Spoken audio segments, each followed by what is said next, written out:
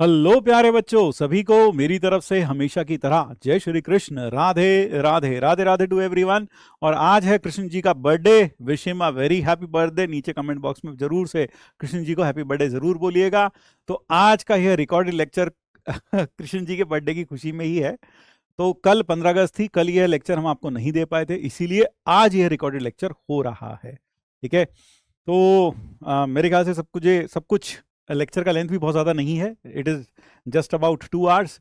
तो 2 घंटे का लेक्चर है, देखिएगा, समझिएगा। और आज हम, जैसा आपसे वादा किया था पिछली क्लास में, कि पहले हम कुछ क्वेश्चंस करेंगे based on tangent, sub tangent, normal, सब नॉर्मल, इसके ऊपर बेस कुछ प्रॉब्लम्स करेंगे। और फिर उसके बाद हम रेट मेजर और अप्रॉक्सीमेशन शुरू करेंगे। रेट मेजर और अप्रॉक्सीमेशन बहुत ही दो छोटे छोटे चैप्टर्स हैं, इसी लेक्चर में शुरू भी होंगे और इसी लेक्चर में ख़त्म भी हो जाएंगे। इस लेक्चर में हम आपको कोई ज़्यादा होमवर्क नहीं देने वाले, except from apart from TH. बस टीएच वाला जो पार्ट होगा बस वही होमवर्क में होगा। इसके अलावा हम आपको कोई और नया होमवर्क इसमें नहीं देंगे। बस आप टीएच कर लीजिएगा और विस्तार से और चर्चा करेंगे इसकी अपकमिंग लेक्चर ऑन वेडनेसडे में। तो इसलिए बिल्कुल भी घबराइएगा मत। कभी वहाँ बैठकर छाती कूटने लगे, हाय राम रिकॉर्डेड आ गया, मेरे तो कुछ समझ में नहीं आ रहा, अब मैं क्या करूँ। सब कुछ समझ में आएगा, क्योंकि तुम्हारे जैसे बच्चे ही हैं जिन्होंने ये लेक्चर पढ़ा है। ठीक है।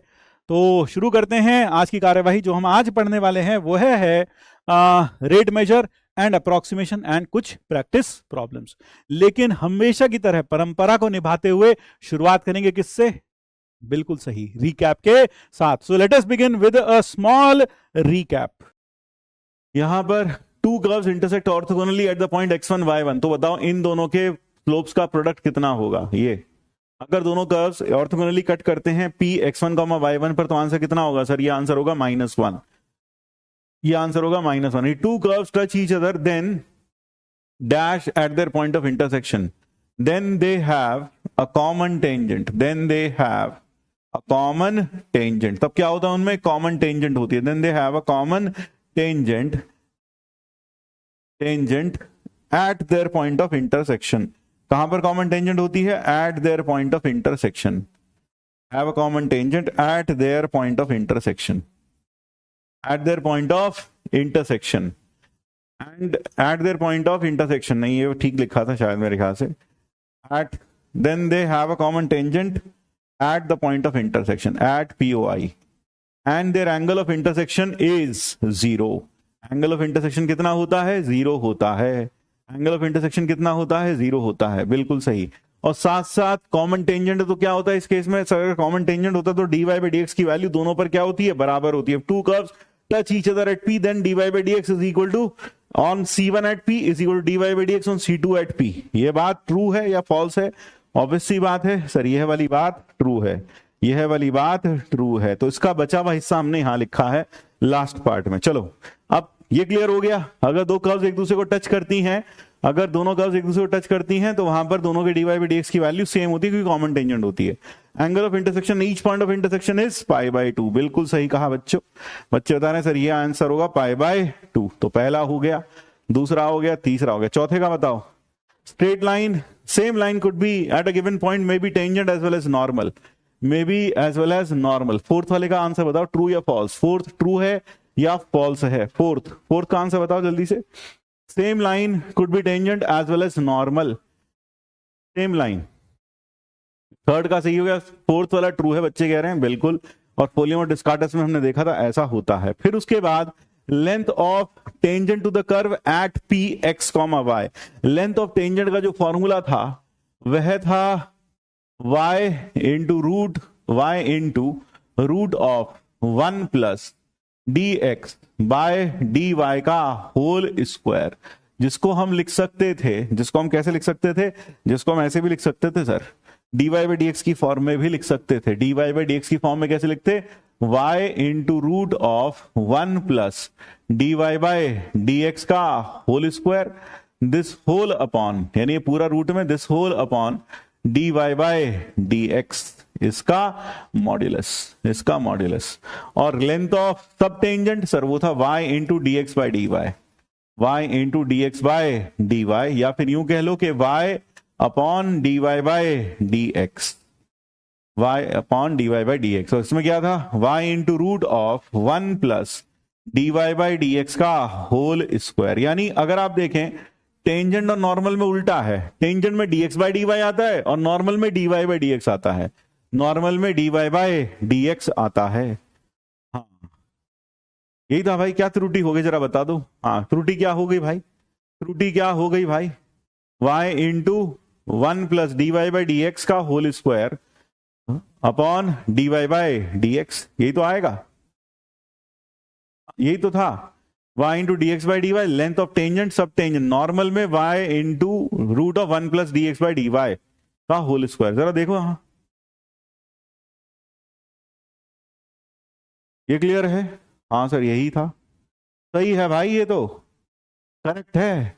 असल में ये सब टेंजेंट लिखा है मेरे भाई, सब टेंजेंट। तुम सोच रहे हो नॉर्मल है, ये सब टेंजेंट है। मैंने बदल दिया ऑर्डर, इसके बाद मैंने कल ये बताया था फिर ये बताया था, तो मैंने आज इसको पहले लिख दिया, इसको बाद में लिख दिया। अच्छा हाँ इसीलिए हमें लग रहा है त्रिरुटि है, इसीलिए हमें लग रहा है त्रिरुटि है। त्रिरुटि ना है बेटा, त्रिरुटि ना है, सब कुछ सही है, कोई त्रिरुटि ना है, तुम्हारी खोपड़ी में त्रिरुटि हो गई है। हाँ अब उसके बाद length of sub tangent is the length of projection of intercepted portion of the tangent between the point of contact and x axis. True है sir. Length of sub tangent याद आया, लेंथ ऑफ सब टेंजेंट क्या था। हाँ sir याद आ गया, length of sub tangent क्या था बेटा, लेंथ ऑफ सब टेंजेंट था, मान लीजिए ये आपकी एक्स एक्सिस, ये वाई एक्सिस, और यहां पर suppose this is the tangent. तो आपको याद होगा यहां पर अगर ये कोई कर्व है और यहां इसकी नॉर्मल यह है, यह पॉइंट P था, तो यह T है, यह G है, तो लेंथ ऑफ टेंजेंट का मतलब क्या हुआ, ये किसका लेंथ है सर, ये लेंथ है PT का, ये लेंथ है NT का, यह लेंथ है NT का। N क्या है, यहां से परपेंडिकुलर डालो, यह लेंथ है NT का। और ये जो NT होता है ये एक तरीके से परछाई होती है, किसकी परछाई, TP की परछाई होती है एक्स एक्सिस पर, लेंथ ऑफ प्रोजेक्शन होता है। और इसी तरह से लेंथ ऑफ नॉर्मल क्या होता है सर, ये होता है PG, और ये होता है NG, ये होता है NG डायग्राम में। क्लियर है भाई। हाँ सर क्या दो बार लिख दिया भाई, क्या दो बार लिखा हमने, जरा बता दो, क्या दो बार लिखा, कहां दो बार लिखा है, कहां दो बार लिखा है, जरा बताओ। ठीक है प्रोजेक्शन ऑफ टेंजेंट, ये बात क्लियर है। हाँ सर यह क्लियर है, यह बात क्लियर है। चलो अब शुरू करते हैं हमेशा की तरह होमवर्क डिस्कशन के साथ। तो सबसे ज़्यादा जो बच्चों को डाउट होगा वो डेफिनेटली आरपीपी में होगा, जो पिछली बार दिए थे। फर्स्ट आरपीपी और सेकंड आरपीपी, फर्स्ट तो फिर भी कई लोगों ने कर लिया, सेकंड नहीं हो पाया। दोनों बहुत अच्छे अच्छे लेवल के आरपीपीज थे, अगर हम इन्हें माइंड बेंडर भी कहें तो कोई दिक्कत नहीं होगी। तो लेट अस स्टार्ट। पहला जो सवाल है, यहां पर जो हमें एफ एक्स दे रखा है, इसकी लिमिट इन्फिनिटी पर एल है और इसकी लिमिट माइनस इन्फिनिटी पर एम है। तो इसकी लिमिट अगर मैं इन्फिनिटी पर निकालूं, limit extending to infinity of log of x square plus e की power x upon l n of x की पावर 4 प्लस ई की पावर 2x, ये है। तो ये है हमारे पास l, इसकी लिमिट l है।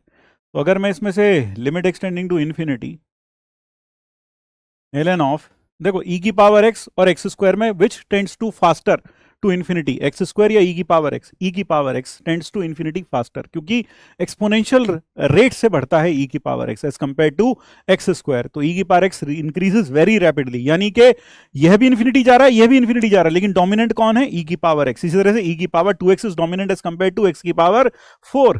तो और ऐसा इसलिए भी है क्योंकि ई की पावर x के अंदर आप देखते हो 1 plus x square upon 2 factorial, x square अपने आप आता है, तो और उसमें और भी आइटम्स आते हैं, और भी x by x square by 2, x cube by 3 factorial, वो सब भी आता है। इसका मतलब ई की power x tends to infinity faster as compare to x square. तो हम क्या करते हैं, इसमें से ई की पावर एक्स कॉमन ले लेते हैं, एक्स स्क्वायर अपॉन ई की पावर एक्स, और फिर नीचे भी हम, क्योंकि लॉपिटल लगा सकते हैं, आप में से कई लोग सोचेंगे लॉपिटल लगा दें, लॉपिटल लगा सकते हैं, बट वो फिर डेरिवेटिव करते करते दिमाग, मेरे को ऐसा लगता है ना, बाकी आपने अगर लॉपिटल से किया तो वो भी ठीक है, वो भी ठीक है।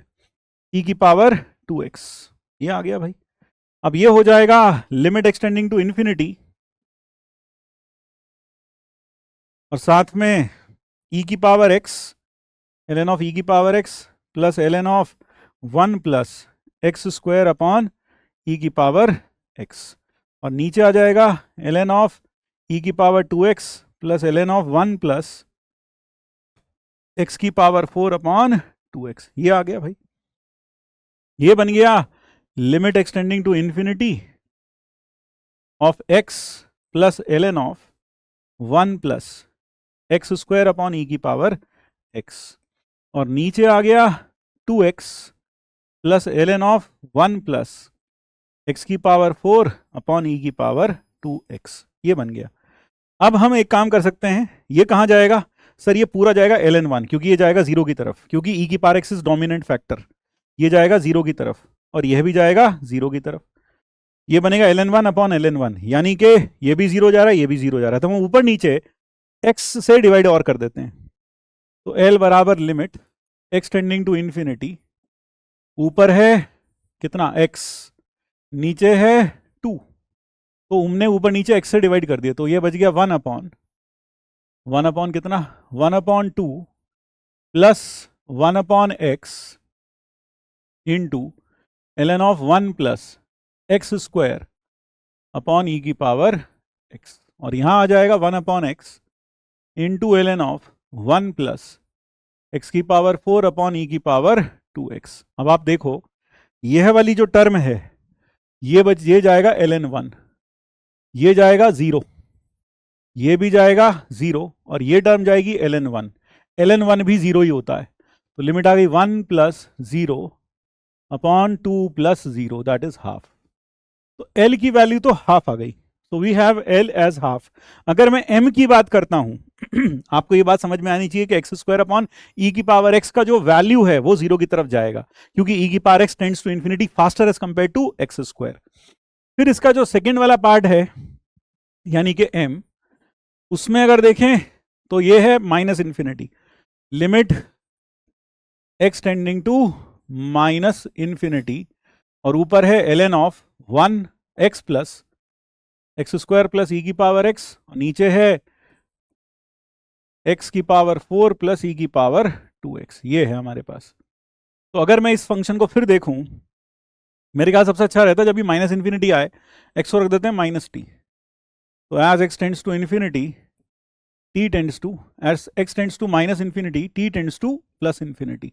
तो ये बन जाएगा limit t tending to infinity ln of t square plus e की power minus t upon ln of e की पावर 4 प्लस ई की पावर माइनस 2t।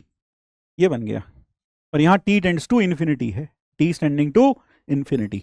अब इस केस में हम इसे लिखते हैं limit t tending to infinity, इसमें से मैं ln ऑफ e की पावर माइनस टी कॉमन ले लेता हूँ, तो बनेगा t स्क्वायर ई की पावर t प्लस 1, और नीचे बन जाएगा ln ऑफ e की पावर माइनस 2t t की पावर 4 e की पावर 2t प्लस 1। मेरे ख्याल से यही था, एक बार जरा देख लें भाई सवाल। हाँ यही था भाई, ठीक है, ये बन गया। ऐसा क्यों लिया? क्योंकि अब आप देखो ये टर्म 0 जाएगी, क्यों? ये 0 जा रहा है, ये 1 जाएगा, t e की पावर 0, e की पावर इन्फिनिटी है ना यार। अच्छा e की पावर इन्फिनिटी है तो यार e की पावर माइनस टी तो गड़बड़ हो जाएगा, तो हमें एक काम करना चाहिए, टी स्क्वायर कॉमन ले लेना चाहिए, टी स्क्वायर कॉमन लेना चाहिए, है ना, टी स्क्वायर। तो ये बन जाएगा 1 प्लस ई की power minus t upon t square. अब देखो हो क्या रहा है, ये क्यों कॉमन लिया? देखो क्या सोच के कॉमन लिया। देखो पहले मैंने ई की पावर माइनस टी कॉमन लिया था, लेकिन अब मैंने टी स्क्वायर कॉमन लिया। क्या सोचकर कॉमन लिया? ये जाएगा 0, क्योंकि ई की power minus infinity 0, 1 upon infinity का स्क्वायर वो भी 0, तो ये पूरी टर्म 0 जाएगी। और यहां पर मैं टी की पावर 4 कॉमन ले लेता हूं, 1 प्लस ई की power minus 2t upon t की पावर 4। ये बन गया limit t tending to infinity, और ये ln ऑफ टी स्क्वायर, ये बन जाएगा 2 ln t plus ln of 1 plus e की power minus t upon t square. यहां मॉड टी नहीं आया। मॉड क्यों नहीं आया? क्योंकि टी पॉजिटिव है, इन्फिनिटी की तरफ जा रहा है, तो मॉड एज इट इज खुल जाएगा। नहीं तो लॉग में जब भी पावर इवन हो, या आपने क्लास 11th में पढ़ा होगा, जब भी पावर इवन हो तो ये जो पावर इवन होती है और फिर जब हम इसको पावर को आगे लाते हैं तो क्या लगा देते हैं, मॉड, और यहां पर आएगा 4ln t 1 plus ln of 1 plus e की power minus 2t upon t की पावर 4। अब आप इसे डिवाइड कर दो ऊपर नीचे ln t से, तो ये हो गया limit t tending to infinity 2 upon 4 plus 1 upon ln t into ln of 1 plus e की power minus t upon t square and this whole upon, और इसके नीचे क्या आएगा, इसके नीचे आ जाएगा, इसके नीचे आएगा 4 plus ln 1 upon ln t into ln of 1 plus e की power minus 2t upon t square. ये कितना हो गया सर, ये हो गया limit t tending to infinity. अब देखो आपको ये दिख रहा होगा कि यह वाला पार्ट, कि यह वाला जो पार्ट है, कौन सा पार्ट, ये वाला जो पार्ट है ये जाएगा जीरो की तरफ, ये ln इन्फिनिटी की तरफ जाता है तो ये भी जीरो की तरफ जाएगा, यानी कहने का मतलब है this will tend to zero, ये जाएगा जीरो की तरफ, ये वाला पार्ट जीरो की तरफ जाएगा और ये वाला पार्ट भी जीरो की तरफ जाएगा। तो कुल मिलाकर हमारे पास आंसर आएगा 2 plus 0 into ln 1 upon 4 plus 0 into ln 1, और ये कितना हो गया आपको समझ में आ रहा होगा, ई की पावर माइनस टी जाता है जीरो, और 1 अपॉन टी स्क्वायर हो या फिर 1 अपॉन टी की पावर 4 हो, यह भी जीरो, तो ई की power minus t upon t square, इसको सोच सकते हो ई की power minus T into 1 upon t square, तो ये भी जीरो जा रहा है और ये भी जीरो जा रहा है। इसी तरह से ई की power minus 2t upon t की पावर 4, इससे सोच सकते हो ई की पावर माइनस 2t, तो ई की पावर माइनस 2t हो या 2t, दोनों के दोनों जीरो जाएंगे,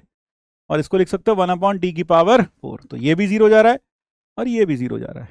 तो आपको समझ में आई ln 1 कैसे आया, ठीक है। तो फाइनल आंसर हो गया ये भी हाफ, तो एल भी हाफ आ गया और एम भी हाफ आ गया। अब हमसे पूछा जा रहा है sine inverse L plus cos inverse M, तो sine inverse L plus cos inverse M, ये हो जाएगा हाफ, साइन इनवर्स हाफ होता है कितना, पाई बाय 6, और ये होता है पाई बाय 3, तो the answer is pi by 2, तो that is the correct answer to this problem. तो आप में से बहुत सारे बच्चों ने कर भी लिया होगा, ठीक है। अब आते हैं सेकंड प्रॉब्लम पर। सेकंड प्रॉब्लम शायद बहुत कम लोगों ने करके भेजा है। सेकंड प्रॉब्लम में fx हमें दे रखा है 8x cube minus 3x, 8x cube minus नहीं plus 3x, 8x cube plus 3x लिख रखा है, तो प्लस 3x ये fx है, और मुझे बताना है लिमिट एक्सटेंडिंग टू इन्फिनिटी, नहीं हाँ x tending to infinity f inverse of 8x minus f inverse x upon x, ये लिखा हुआ है। मान लो ये लिमिट है l and I have to tell this limit, मुझे ये लिमिट बतानी है। कैसे पता लगाऊं ये लिमिट, यह लिमिट हम पता लगा सकते हैं, limit extending to infinity f inverse 8x लिखा है, तो हम इसे लिख दें f inverse 8x upon x की पावर 1/3 है, शायद नीचे कितना है, x की पावर 1/3 था, है ना, हाँ। तो फिर हम क्या करते हैं, x की पावर 1/3 है तो हम इसे लिख देते हैं 8 इंटू एक्स की पावर 1/3, x की पावर 1/3, और यहाँ मल्टीप्लाई कर देना 2 से, देखना हाँ ये भी 2 हो जाएगा, ये भी 2 सही है, और फिर माइनस f इनवर्स x की पावर नीचे x की पावर 1/3, मुझे ये लिमिट निकालनी है, ठीक है। तो एक काम करता हूं, मैं पहले लिमिट निकालता हूं। Now let limit x tending to infinity f inverse x upon x की पावर 1/3, इसको मैं m बोल देता हूं, इसको मैं m1 बोल देता हूं। तो m1 यह है, m1 is limit extending to infinity f inverse x upon x की पावर 1/3। अब क्या किया जाए, क्या हमें इनवर्स निकालना पड़ेगा, अब इनवर्स निकालना तो बड़ा भारी काम है इसमें, y के बराबर रखो, x की वैल्यू निकल ही नहीं पाएगी y की टर्म में। तो क्या किया जाए, आप एक काम करो, पुट x बराबर एफ टी, क्योंकि x को अगर मैं एफ टी रख दूं तो यानी मैं x को क्या रख रहा हूं, एक तरीके से x को एफ टी रख रहा हूं, तो यानी ये रख रहा हूं मैं T cube plus 3x plus 3t, ये रख रहा हूं। और खुद देखो, as x tends to infinity, t tends to infinity, हाँ t टेंड्स टू इंफिनिटी, यानी मैंने बेसिकली x को रख दिया टी क्यूब प्लस 3t रख दिया, यानी एक तरीके से एफ टी रख दिया। तो ये क्या बन गया सर, लिमिट, यहां आ गया F inverse of f T कह दूं, और नीचे क्या आ गया, नीचे एफ टी की पावर 1/3, और जहां पर t कहां जा रहा है, t जा रहा है इंफिनिटी, यानी एक तरीके से मैंने x की जगह ये रखा, तो ये बन गया limit t tending to infinity, f inverse of f t is t, और ये हो गया टी क्यूब प्लस 3t की पावर 1/3, ऐसा आ गया। नीचे से टी क्यूब कॉमन ले लो, वैसे तो हाईएस्ट डिग्री कोएफिशिएंट का रेशियो होता है, सीधा सीधा लिख सकते हैं, ये आ गया टी क्यूब का पावर 1/3 तो टी, और ये अंदर क्या बच गया 1 प्लस 3/t², और इसकी पावर 1/3, ये कैंसिल आउट हुआ, लिमिट आ गई 1, ये लिमिट आ गई 1, so this limit comes out to be 1। ये आ रहा है भाई, जरा एक बार देख लो अच्छे से, 1 ही आ रहा है।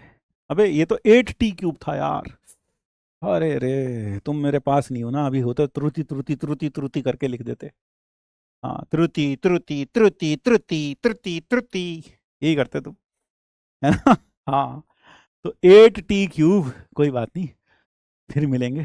याद तो तुम्हारी बहुत आ रही है आज मुझे, हाँ याद आ रही है, मिसिंग यू, मिस यू। तो ये आ गया हाफ आ गया सर, ये हाफ आ गया, ठीक है। आई लव यू यार, आई लव यू अलॉट, ठीक है। हाँ रिकॉर्डेड लेक्चर है भैया, याद बहुत आ रही लेकिन तेरी यार, याद बहुत आ रही। m2 क्या होगा, m2 होगा f inverse of 8x, limit extending to infinity, f inverse of 8x upon 8x की पावर 1/3।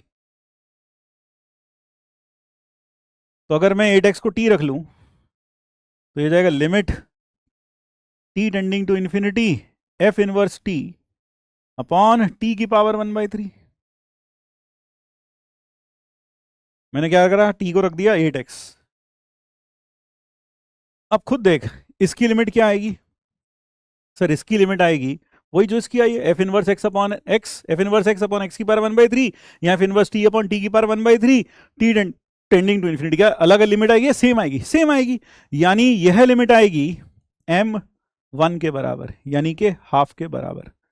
तो l कितना हो गया सर, l हो गया, इसकी लिमिट फाइनाइटली एग्जिस्ट कर रही है इसकी भी, तो इसकी लिमिट कितनी आ गई, 2 इंटू हाफ माइनस हाफ, तो ये हो गया half. So the answer in this case comes out to be half. So that is the correct answer to this problem. तो ये हो गया इसका आंसर।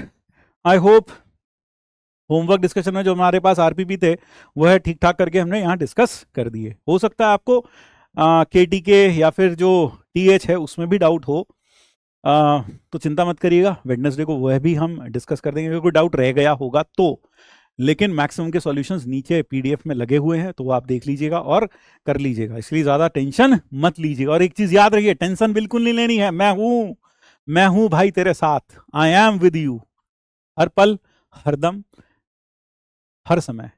वो कहा ना, मैंने एक बार मैंने एक ऐसी बात बोली थी कि तुझसे दूर नहीं तेरे पास हूं मैं, तुझसे दूर नहीं तेरे पास हूं मैं, तेरी कलम से लिखा गणित का हर अल्फाज हूं मैं, तुझसे दूर नहीं तेरे पास हूं मैं। तो चलिए आइए आगे बढ़ते हैं। अब वो जो क्वेश्चंस बोले थे मैंने आपको कि हम क्वेश्चंस प्रैक्टिस करेंगे किसके ऊपर, टेंजेंट सब टेंजेंट उसके ऊपर। तो चलिए आइए देखते हैं, let us begin. At any point on the curve, at any point of a curve, sub tangent into sub normal is equal to square of, at any point on the curve sub tangent into sub normal. जरा देखो, check करो, जल्दी से बताओ तुम क्या होगा इसका आंसर, तुम बताओ इसका आंसर, तुम बताओ। एक छोटा सा पोल करा लेते हैं, let us have a poll for 60 seconds. यह तुम करोगे, यू विल डू दिस, ये रहा एक पोल। सब टेंजेंट इनटू सब नॉर्मल बताओ किसके बराबर होगा, स्क्वायर ऑफ व्हाट, सब टेंजेंट इंटू सब नॉर्मल बताओ किसके बराबर होगा। Sub tangent into sub normal बताओ किसके बराबर होगा। Sub tangent into sub normal, sir ये तो खटाक से हो गया सर, 60 सेकंड की भी जरूरत ना है, ये तो हमने खट से कर लिया सर। मैक्सिमम बच्चों ने कर भी लिया है, मैक्सिमम बच्चों ने कर भी लिया है, बिल्कुल मैक्सिमम बच्चों ने कर लिया है, आंसर आ गया है मैक्सिमम बच्चों ने, बिल्कुल 60 सेकंड भी ज्यादा है इसको करने के लिए। चलिए अब जब दे ही दिया है समय तो दे ही दिया है।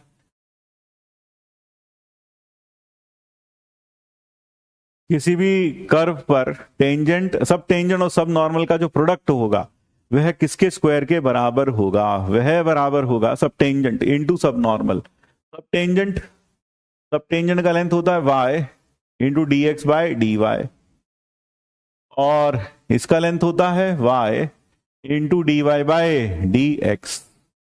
तो जब आप इन दोनों को क्या करेंगे, मल्टीप्लाई करेंगे, when you multiply the two, तो आपको ये समझ में आ रहा है, ये हो जाएगा y square into d x by d y और into d y by d x. और आपको पता है ये दोनों एक दूसरे के क्या होते हैं, रेसिप्रोकल होते हैं। तो ये तो गया और आंसर क्या आ गया sir, y square. Y square का मॉड वाई स्क्वायर ही हो जाएगा, तो आंसर आ गया square of modulus, square of modulus, square of ordinate, sorry square of ordinate, square of ordinate. Maximum बच्चों ने सही कर लिया है, तो answer is Delhi. Very good. चलिए अगले प्रॉब्लम की तरफ बढ़ते हैं, let us move on to the next problem. ये रहा अगला सवाल। The length of sub tangent to this curve at the point 1, -3, the length of this tangent to the curve at 1, -3। हाँ सर मैंने एमओडी से स्टार्ट किया था, लेकिन एओडी मुझे कुछ समझ नहीं आ रहा बेटा। मैथ सारा इंटरलिंक्ड है, कहीं से बीच में कूदने से, और तुम सोचते हो पूरा आखिर तक समझ में आएगा। तो एक चीज बताओ बेटा, जो बच्चे शुरू से पढ़ रहे हैं क्या वो बेवकूफ हैं? क्या वो बेवकूफ हैं जो लिमिट से पढ़ रहे हैं, फंक्शन से पढ़ रहे हैं, आईटीएफ से पढ़ रहे हैं? क्या वो बेवकूफ हैं? नहीं सर, वो बेवकूफ नहीं है। असल में बेटा जब बीच में कूदते हो तो चीजें थोड़ी थोड़ी इंटरलिंक्ड होती है। कहीं भी लिमिट का सवाल आएगा, कई बार लिमिट लगानी पड़ेगी, कई बार डिफरेंशियबिलिटी चेक करनी पड़ेगी, तो बेटा वहां दिक्कत तो थोड़ी बहुत आएगी। तो साथ साथ आप अपना बैकलॉग कवर कर लो, रादर देन यहां पर लिखने से अच्छा है। ऑर्डिनेट का मतलब होता है वाई कोऑर्डिनेट, ऑर्डिनेट का मतलब होता है वाई कोऑर्डिनेट, एब्सिसा का मतलब होता है एक्स कोऑर्डिनेट। ठीक है भाई, ऑर्डिनेट का मतलब वाई कोऑर्डिनेट और कोऑर्डिनेट वाई ऑर्डिनेट। ठीक है भाई, चलो अब जरा यहां पर आ जाओ। Length of sub tangent to this curve at the point 1, -3, सब टेंजेंट का लेंथ चाहिए, तो सबसे पहले डिफरेंशिएट करें। हाँ sir, 2x plus x d y by d x, फिर प्लस y इंटू 1, फिर plus 2y d y by d x बराबर 0। अब इसमें x को कितना रख दें, x को तो 1 रख दें और y को रख देते हैं -3। तो जैसे हमने ये रखा, x को 1 रखा तो 2 plus d y by d x -3 -6 d y by d x बराबर 0। आपके पास d y by d x की वैल्यू आ गई -1/5। जरा चेक करो, यही आ रही है -1/5। जरा MTZ लिखो अगर मैच हो गया है तो। हाँ sir, length of sub tangent क्या होगी? लेंथ ऑफ सब टेंजेंट होगी, length of sub tangent, length of sub tangent, length of sub tangent हो जाएगी, length of sub tangent it will be y upon d y by d x का whole modulus. y कितना है उस point पर? y coordinate, sir y coordinate है -3 upon -1/5, इसका modulus. So the answer is 15। बिल्कुल सही, बच्चों ने कर भी लिया है, वेरी गुड बेटा, 15। MTZ मैच हो गया है। चलो अगले प्रॉब्लम की तरफ। The length of subnormal at any point on this curve is constant. This is a good problem. Length of sub tangent, length of sub tangent at any point on this curve is constant, then n is equal to, वो कह रहा है कि length of subnormal किसी भी point पर constant है और वो किसके बराबर है? Then n is equal to. तो इसको डिफरेंशिएट करें। हाँ सर, डिफरेंशिएट करें, कैसे करें? या तो लॉग लेके कर लो या फिर सीधा सीधा डेरिवेटिव कर दो। तुम बताओ क्या करूं? तो लॉग लेके कर दो, चाहो तो लॉग ले कर दूं, क्योंकि पावर नीचे ठीक ठाक हो जाएगी। n ln y, तो लॉग कहीं भी ले सकते हैं। हाँ बेटा, कहीं भी ले सकते हैं, ln a और प्लस ln x। डिफरेंशिएट करो तो n upon y d y by d x बराबर 1 अपॉन x। तो d y by d x बराबर हो गया y अपॉन nx, ये हो गया। लेंथ ऑफ सब नॉर्मल, अब सब नॉर्मल कितना होगा सर? सब नॉर्मल होगा, सब नॉर्मल, सब नॉर्मल का लेंथ होगा y into d y by d x. हाँ सर, ये कितना हो गया सर? ये हो गया y into y upon n x. अगर आप बिना लॉक के करोगे तो भी हो जाएगा, बिना लॉक के करोगे तो भी हो जाएगा, तो भी घबराने की बात नहीं है। यहां ना कोई स्टेरिक हिंड्रेंस होगी, ना बैक बॉन्डिंग होगी, ना लोन पेयर इफेक्ट होगा, ना न्यूक्लियोफिलिक इफेक्ट होगा, सेम आंसर आएगा। ठीक है बेटा? हाँ सर, तो ये हो गया y square upon n x, यानी किसी पॉइंट एक्स वाई पर sub normal p x comma y. ये किसका लेंथ लिखा? लेंथ ऑफ सब नॉर्मल लिखा हमने। This is length of sub normal at P x comma y. मैं चाहता हूं sub normal at any point is constant, किसी भी पॉइंट पर कांस्टेंट हो, तो वो किसके ऊपर डिपेंड नहीं करनी चाहिए? ना तो एक्स के ऊपर डिपेंड करनी चाहिए, ना ही वाई के ऊपर डिपेंड करनी चाहिए, तभी कांस्टेंट आएगा, तभी कांस्टेंट आएगा। अब जरा देखिए, यहां से मैं कह सकता हूं एक्स की जो वैल्यू होगी वो होगी ए की power n minus one upon y upon a की power n minus one. X और वाई इस कंडीशन को सेटिस्फाई करेंगे, यहां पुट कर दो, तो y square upon n into y की पावर एन और ए एन माइनस वन ऊपर आ जाएगा, ये हो जाएगा। हाँ सर, तो यह बराबर हो गया ए की power n minus one upon n y की पावर एन माइनस टू। तो अगर मैं चाहता हूं ये ना तो एक्स के ऊपर डिपेंड करे ना वाई के ऊपर, तो यानी ये कांस्टेंट आना चाहिए। ये कैसा होना चाहिए? कांस्टेंट। तो बताओ क्या होना चाहिए? Should be constant, should be constant.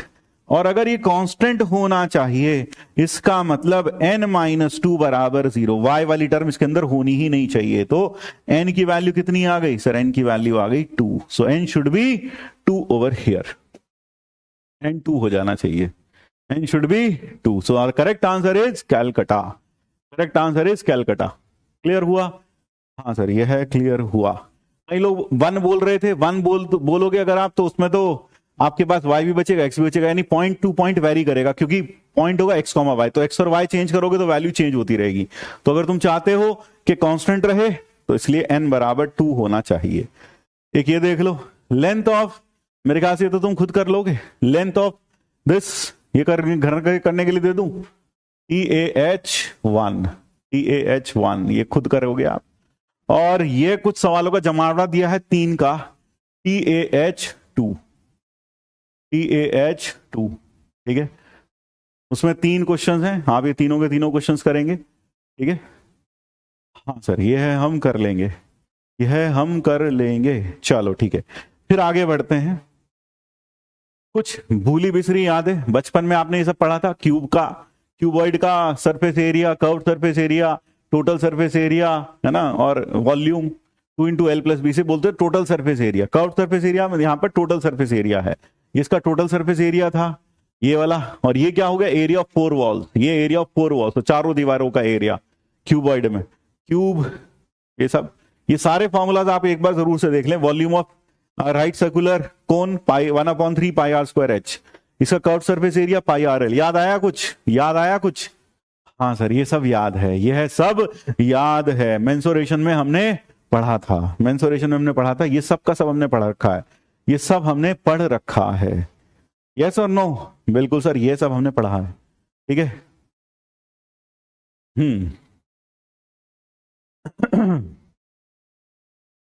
ठीक है भाई, चलो थर्ड में क्या रॉन्ग हो गया? 2 pi r into h plus r है। हाँ, यहां हमारे ऑपरेटर ने गड़बड़ लिखा है 2 pi r into h plus r. क्या बात है भाई, मान गए आपकी पार की नजर और निर्मा सुपर दोनों को। हाँ बेटा, ये है हो गया 2 pi r into h plus r. और देख लो भाई, और तो कुछ त्रुटि ना दिख रही इसमें। 3 pi r square 2/3 pi r cube, हाँ सर ठीक है, और 4/3 पाई आर क्यूब, ठीक है भाई, सब कुछ ठीक ठाक है। तो चलिए अब जरा आगे बढ़ते हैं, अब जरा आगे बढ़ते हैं। Let us move ahead. Now let us see rate measure. Rate measure का मतलब क्या है? Rate of change. असल में क्या है, मैंने आपको बताया था, dy by dx gives rate of change, gives instantaneous rate of change, gives instant, है ना, ये क्या देता है? Instantaneous rate of change, instantaneous rate rate of change of y with respect to x, सही बात है. It gives you the instantaneous rate of change with respect to x. ठीक है. क्या त्रुटि है भाई, क्या त्रुटि हो गई भाई वहां पे, बता दे भाई, बता दे. चल 4/3 pi r cube, 2/3 pi r cube, 2/3 pi r cube, ये तो ठीक है. यहाँ क्या pi r square 1/3 pi r square, cube में a क्यूब लिख